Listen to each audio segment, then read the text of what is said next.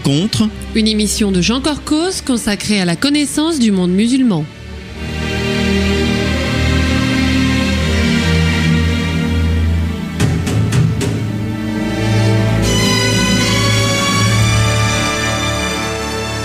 Bonjour amis auditeurs et merci pour votre fidélité. Jean Corcos au micro pour ce préenregistré réalisé le 6 octobre 2011. Alors nous allons aborder ensemble un des sujets les plus inextricables du conflit israélo-arabe, puisque nous allons parler des réfugiés palestiniens avec un invité vraiment érudit sur ce dossier. Bonjour Charles Meyer. Bonjour. Charles Meyer, vous êtes l'auteur, avec Philippe Jusa, d'un ouvrage sorti il y a quelques mois aux éditions Hermann. Ce livre a pour titre « Réfugiés palestiniens, otages de la diplomatie ». Plusieurs remarques avant de vous poser la première question. Tout d'abord, mes auditeurs fidèles savent que lorsqu'un livre apporte vraiment des informations fondamentales sur un sujet, je lui consacre 2 émissions, et ce sera le cas pour celui-ci. Car jamais il n'avait été publié, à ma connaissance, d'ouvrage de référence en français sur ce sujet.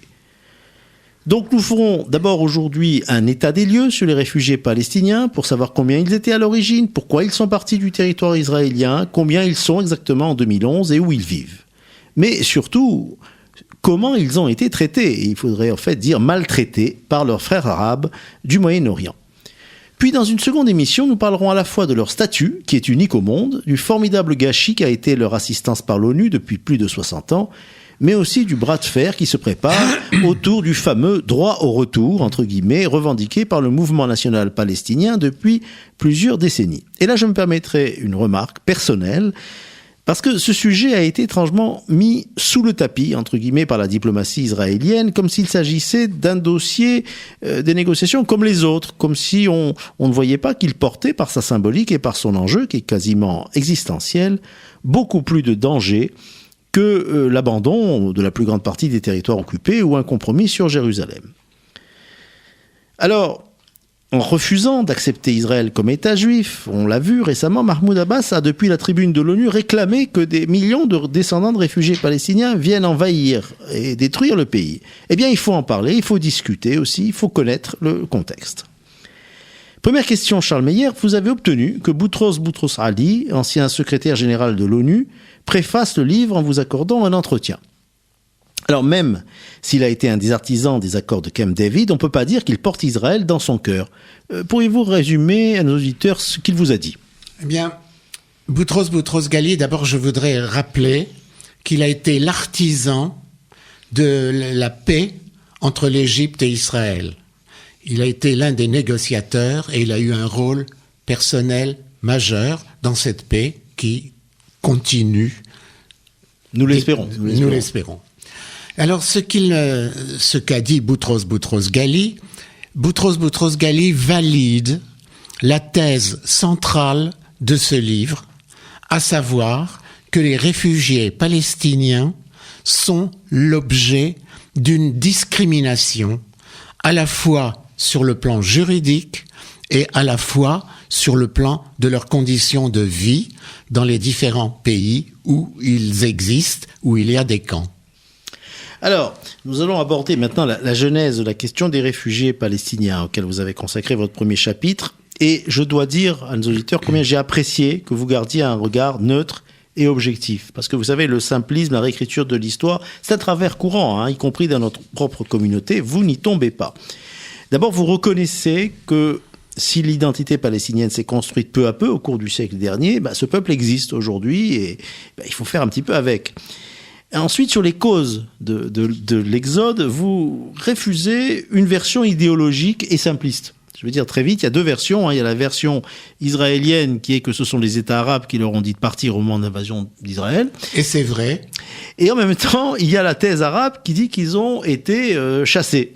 C'est partiellement vrai. Voilà, et vous dites en gros, il y a eu 3 cas de figure. Est-ce que vous pouvez le résumer à nos auditeurs ? Alors, d'abord, vous venez vous-même de résumer les 2 thèses. La thèse arabe, ils ont été chassés. La thèse israélienne, ils ont été invités à partir. Sur la thèse israélienne, je dois dire qu'elle est extrêmement documentée. Elle est documentée par des preuves évidentes de dirigeants arabes qui ont incité les Palestiniens, c'est-à-dire ceux qui vivaient à l'époque sous le mandat britannique, à partir avec la promesse que les Juifs seraient rapidement jetés à la mer. Là, vous donnez des références précises. Je donne des références précises et je dis cela en citant les sources, c'est-à-dire c'est quelque chose qui est documenté. Lorsque les Arabes disent que des habitants de la Palestine mandataire ont été chassés, c'est partiellement vrai. Au cours des opérations militaires, il y a eu un certain nombre de cas où des réfugiés ont été chassés. Et c'était des villages qui étaient dans des positions stratégiques. Qui étaient pour des raisons stratégiques. Pour des raisons militaires. Pour des raisons stratégiques, mais voilà. Ça a existé. Et en fait, il y a aujourd'hui, parmi les historiens qui ne sont pas des idéologues, un consensus pour dire deux choses. Premièrement, qu'il n'y a jamais eu de plan juif d'expulsion de la population palestinienne. C'est documenté par le fait que tous les dirigeants d'alors, et d'ailleurs postérieurement, même en 67, vous savez que en 67, les Arabes ont été invités à rester, notamment en Judée et en Samarie. Et ils ne sont pratiquement pas partis. Ils ne sont pas partis. Et donc, pour revenir en 48, il y a un consensus pour dire qu'il n'y a pas eu de plan d'expulsion. Alors, Charles Meyer, on arrive donc à ce qui s'est passé au cours de ces années. D'ailleurs, vous vous rappelez que beaucoup étaient partis alors que l'État d'Israël n'avait pas encore déclaré son indépendance, puisque le conflit sur le terrain avait commencé. Il y a eu la guerre déclenchée par l'ensemble des pays arabes limitrophes, avec le but d'étouffer dans l'œuf l'État d'Israël qui devait naître. C'était donc dès l'hiver 48. Alors, maintenant, quelques chiffres. Et là, vous les donnez, donc, pages 25 et 26, parce que la propagande antisioniste radicale parle de millions de personnes chassées de chez elles. Alors, vous dites, voilà les chiffres qui sont retenus par les historiens sérieux. Il y a eu environ 650 000 personnes déplacées. 175 000 sont allées à Gaza, 290 000 en Cisjordanie, 80 000 en Transjordanie, 110 000 au Liban, 90 000 en Syrie. Alors moi, première remarque intéressante, 70% sont restés sur la Palestine mandataire. Évidemment. C'est-à-dire qu'en fait, ils sont restés en fait dans le même pays. Oui. On ne peut pas dire que c'était un exode comme les diasporas juives après la chute de l'État hébreu. Votre question appelle plusieurs réponses. D'abord, il faut savoir que la population qui a été réfugiée, la population qui vivait là sous le mandat britannique, était pour partie, mais pour partie seulement, des vrais résidents de la Palestine mandataire, mais beaucoup d'Arabes venus des pays voisins et qui étaient attirés par le commencement de prospérité dû au travail de la présence juive. Et c'est d'autant plus vrai ce que vous dites, Monsieur Meyer, que je crois l'identité palestinienne, elle est reconnue pour toutes les personnes qui vivaient dans le Palestine mandat 2 ans avant, je crois. 2 ans avant l'indépendance. Alors j'y viens. Dans la définition de l'UNRWA, qui n'est d'ailleurs pas une définition de nature juridique, il n'y a pas de définition du réfugié, mais dans le statut de l'UNRWA et dans ce qu'ils appellent des instructions qui sont en fait les critères d'affiliation, on dit les habitants entre 46 et 48, et là-dedans, il y a de nombreux voisins qui sont comptabilisés. Voilà, qui étaient venus donc jusqu'à Alors, je continue ma réponse, si vous permettez, puisque il s'agit de comprendre pourquoi cette population est aujourd'hui de 5 millions. Voilà, c'est affolant, c'est du 700%. Bon, d'abord, je vais vous dire, nous avons des sources abondantes, et personnellement, je possède, c'est un peu rare, un guide touristique Baedeker de 1908, où il y a toutes les statistiques de population. La population arabe sous le mandat britannique était insignifiante, c'était très proche du vrai désert, et quant à Jérusalem, la majorité de la population était juive dans une proportion très importante. Alors, ceci étant, comment sont-ils devenus Dans les 2 minutes qui nous restent avant la pause. Dans les 2 minutes qui restent, comment sont-ils devenus 5 millions ? À cause d'une fiction juridique totalement ahurissante, à savoir que le statut du réfugié est héréditaire. Ça n'a jamais existé, ça n'existera sans doute jamais, mais les 650 000 réfugiés de 48, dont il doit rester 50 000 à peu près, d'après les évaluations répandues, sont devenus 5 millions en raison de cette fiction, voilà. Puisque le caractère héréditaire fait que nous sommes aujourd'hui à la 4e génération de Palestiniens. Ce sont réfugiés. Les enfants, les petits-enfants et les arrière-petits-enfants qui sont aujourd'hui 5 millions. Alors, on va commencer par le Liban. Là, déjà, leur nombre n'est pas clair puisque on lit souvent qu'ils sont 400 000. Or, le journal Al Arabiya retient le nombre de 250 000 que vous citez. Et il dit que l'Office pour les réfugiés, donc l'UNRWA, ne décompte pas ceux qui sont partis. Alors, première question, il y en a donc qui ont quitté le Liban et ils sont allés où ? Beaucoup sont partis aux États-Unis ou ailleurs. Ce sont, je dirais, ceux qui ont fait l'effort de s'insérer dans le tissu économique et social d'un pays d'accueil. Et en réalité, aujourd'hui, ce chiffre de 250 000, je ne sais pas d'où il sort, car ce que j'ai pu voir, ce serait plutôt entre 400 et 450 000.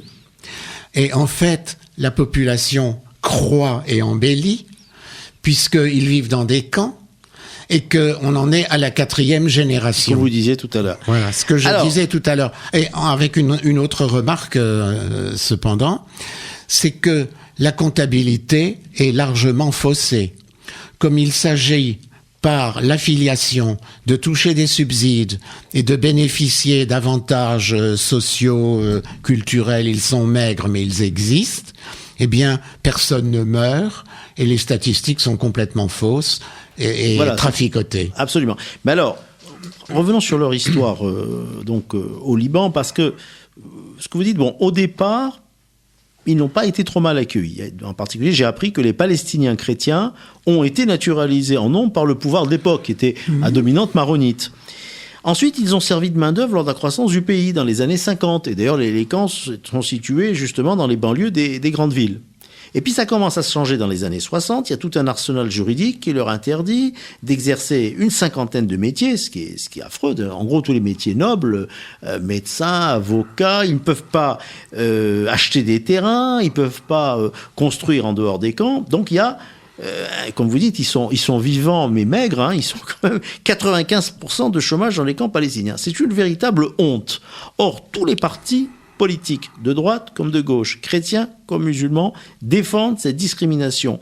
Et alors, pire encore, ils disent pas question de signer un accord de paix avec Israël tant qu'on n'a pas eu le retour des réfugiés. Bien, alors pourquoi ? Alors, d'abord, à l'origine, quand les réfugiés sont arrivés, ils arrivaient pour très peu de temps, le temps de la destruction dans l'œuf de l'État d'Israël. Ensuite, il y a eu un historique assez intéressant. Les chrétiens ont été intégrés car le pays, le Liban, était quand même essentiellement gouverné par les chrétiens. Mais la décadence de la chrétienté au Liban a changé la physionomie. Il faut quand même savoir que même s'ils ne le disent pas clairement, les chrétiens sont aujourd'hui discriminés au Liban, comme ils sont discriminés dans l'ensemble du monde arabe, par exemple en Judée, en Samarie, c'est-à-dire ce qui est actuellement l'autorité palestinienne. Savez-vous qu'il n'y a plus que 3% de chrétiens alors qu'il y avait 20% de chrétiens. Très important. C'est-à-dire, c'est très important parce que ça montre que le fait de ne pas vouloir d'un État juif signifie en même temps ne pas vouloir de présence chrétienne dans le Dar el-Islam, c'est-à-dire dans ce qu'ils considèrent comme étant un territoire qui doit être entièrement dominé par l'islam. Alors, vous évoquez dans votre livre une évolution de cette diaspora palestinienne. J'aimerais que vous en disiez deux mots quand même à nos auditeurs. C'est assez intéressant parce que finalement, ils ont été vaincus militairement lors de toutes les guerres. Ils ont été vaincus pendant la guerre civile, ils ont été vaincus en 82 lorsque Tsahal a envahi le Liban, ils ont été vaincus par l'armée syrienne lorsqu'Arafat a été chassé de Tripoli. Donc c'est un scénario assez sombre qu'ils ont connu, Qu'est-ce qu'ils sont devenus? Quels sont leurs espoirs aujourd'hui? Vous avez raison de soulever ce problème. L'État d'Israël a gagné toutes les guerres qui étaient des guerres territoriales, des guerres classiques. Israël a réussi à vaincre le terrorisme, puisqu'on peut dire qu'il n'y a pratiquement plus de terrorisme sur le territoire israélien, mais Israël est en difficulté en ce qui concerne la guerre de délégitimation qui est menée contre cet État. Et dans le cadre de la délégitimation, il y a l'instrumentalisation du problème des réfugiés palestiniens. Voilà. Maintenant, vous me posiez une question un peu plus large. Les réfugiés palestiniens ne se sentaient pas palestiniens. Je vous rappelle que la Palestine n'a jamais existé, qu'avant 1922, province ottomane, on parlait de la Syro-Palestine, et quand ils ont été réfugiés, s'est développée une sorte d'identité réfugienne. Ils ne s'identifiaient pas comme Palestiniens, cette identité n'existait pas, ils s'identifiaient comme réfugiés. Et que dans la mesure où ils étaient mal intégrés, M. Meyer, ça facilitait aussi. C'est-à-dire s'ils avaient été bien reçus, s'ils avaient eu du travail, s'ils avaient pu construire leur foyer, ça aurait été traité différent. Je vais vous dire pourquoi ils ont été mal accueillis, mais je termine d'abord mon propos. Ils se sont identifiés comme réfugiés et l'habileté de Arafat a été de transformer cette identité réfugienne, entre guillemets, puisque c'est un néologisme que Philippe et moi avons inventé. Je ne sais pas si c'est lui ou si c'est moi, mais c'est une idée qui est développée dans ce livre. Cette identité réfugienne est devenue une identité palestinienne. L'identité palestinienne est une invention, une création ex nihilo de toutes pièces. Mais qui existe aujourd'hui. Alors, je suis de ceux qui considèrent qu'aujourd'hui, ça existe et qu'il faut en tenir compte, même si c'est une supercherie. Alors, les minutes filent. Nous n'avons parlé que du Liban. J'aimerais que nous parlions maintenant de la Syrie. C'est un pays auquel vous ne consacrez que 2 pages, mais qui me semble très intéressant. Oui, parce qu'en Syrie, ils sont relativement moins malmenés qu'ailleurs. Tout à fait. Sauf à la frontière avec l'Irak, où il y a des camps qui sont franchement d'une tenue scandaleuse. Alors, deux chiffres. D'une part, les 450 000 réfugiés et descendants, il n'y en a qu'un quart qui vivent dans les camps de réfugiés. Donc, les 3 quarts sont intégrés économiquement. Ça, c'est important. Mais ils n'ont pas la nationalité, ils n'ont pas la plénitude de leurs droits. Je vais vous dire un mot sur ceci. L'ensemble du monde arabo-musulman, membre de la Ligue arabe, il y a une interdiction formulée par une résolution de la Ligue arabe qui dit qu'on n'a pas le droit, dans les pays arabes, de donner la nationalité aux réfugiés palestiniens. Et c'est ça qui bloque tout. Alors ça, et aussi la divergence de statut entre le statut universel du réfugié, prévu par la Convention internationale de Genève de 1951, dont les Palestiniens, sur la demande arabe, sont exclus. Donc, ils ne bénéficient pas du droit d'être intégrés comme tous les réfugiés au monde. Et ça explique que les pays pratiquent une discrimination grave, je dirais même gravissime. Alors, il nous reste que 4 minutes. Je suis obligé d'aller très vite. Simplement, j'évoque, disons un petit peu à votre place. Effectivement, on vient d'en faire mention. Vous parliez des réfugiés. Il faut savoir qu'après, donc, je le dis à nos auditeurs, après la chute de Saddam Hussein, les Palestiniens qui étaient très bien vus en Irak ont été très maltraités, que beaucoup ont fui. Seulement, contrairement aux centaines de milliers d'Irakiens qui ont été très bien reçus en Syrie, y compris beaucoup de chrétiens, eh bien, les Palestiniens ont été mal reçus. Voilà, et vivent, plusieurs milliers sont dans un camp en plein désert, c'est un scandale. Le conflit est à l'intérieur du conflit chiite, aussi sunnite. Il y a des aspects théologiques sur lesquels on ne va pas rentrer là parce que c'est pas notre propos. Alors je vous mais les massacres intermusulmans sont quand même assez fréquents. Absolument.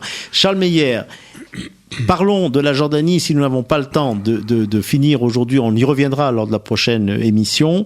Bon, c'est celui de tous les pays arabes que vous avez appelé le meilleur de la classe. Et là encore, votre livre fourmille d'informations très intéressantes. Oui. Alors, où en est-on ? Première question, est-ce que les Palestiniens sont la majorité de la population dans le pays aujourd'hui ? La Jordanie, c'est la moitié de ce qu'était la Palestine avant 1922. Je vous rappelle qu'il y a eu un premier partage entre la Cisjordanie et la Transjordanie. Ça s'est passé en 1922. Et il y avait à l'époque une homogénéité de population. Donc, lorsque la guerre est intervenue et que la Jordanie a occupé la Judée et la Samarie, il y a très naturellement, la Jordanie a annexé la Judée et la Samarie et donné sa nationalité à l'ensemble de la population de Judée et Samarie. Mais après la guerre de 67, le gouvernement jordanien a renoncé à l'annexion parce qu'ils ont voulu se débarrasser du bébé, et ils ont enlevé la nationalité jordanienne aux réfugiés dans les camps. Voilà, c'est ça qui est l'élément le plus grave, c'est que finalement, pour une grande partie donc des Palestiniens, une solution avait été trouvée. Ils avaient un pays d'accueil, ils avaient une nationalité, ils avaient une patrie en quelque sorte. Et malheureusement, suite à la guerre des 6 jours, donc il y a eu l'occupation bien sûr des territoires, mais il y a eu également le fait que la Jordanie ait renoncé à ces territoires. Et après les accords d'Oslo, et vous le dites bien, on leur a vraiment retiré tous leurs droits en tant que citoyens jordaniens. Ce qui est la plus grande offense à l'intelligence, c'est que en Jordanie, en Judée, en Samarie et à Gaza, il y a des camps, alors qu'ils sont sur des territoires administrés par l'autorité palestinienne. Absolument.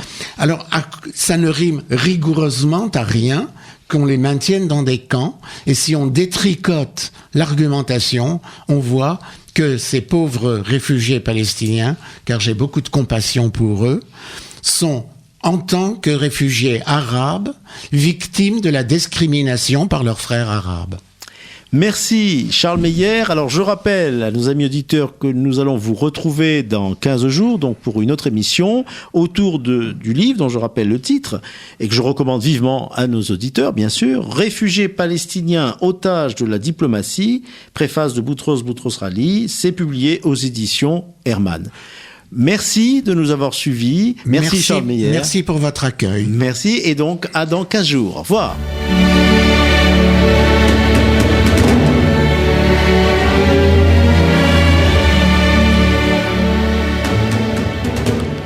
Rencontre. Une émission de Jean Corcos consacrée à la connaissance du monde musulman.